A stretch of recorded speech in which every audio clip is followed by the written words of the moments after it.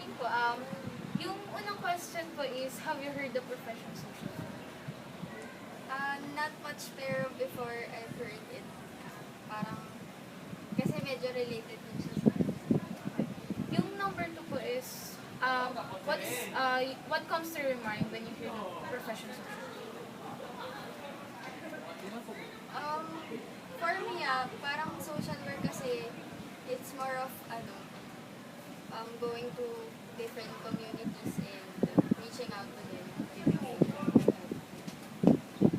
Number three is, what comes to your mind when you hear the profession social work?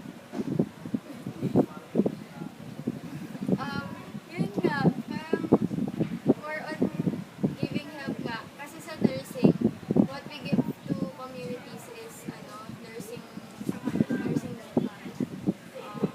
nursing help, parang gano'n, like nursing care, gano'n. Para sa akin, tingin ko ang social work, more on psychological help siya. Parang, ayun, hinahelp sila, kunyari may disaster or what, hinahelp sila para makapag-go. What do you think social work does in our society?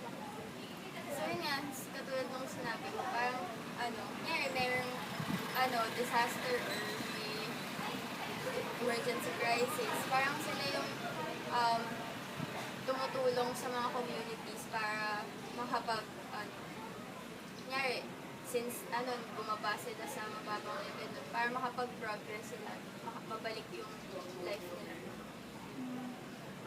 Yung last question po is, if you ever had the chance to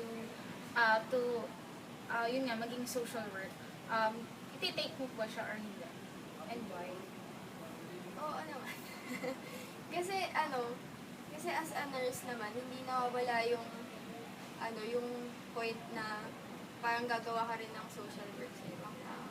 Kasi, parang, every time naman as a nurse, tutulong at tutulong ka rin sa ibang tao. So, parang okay sa akin din na yung profession.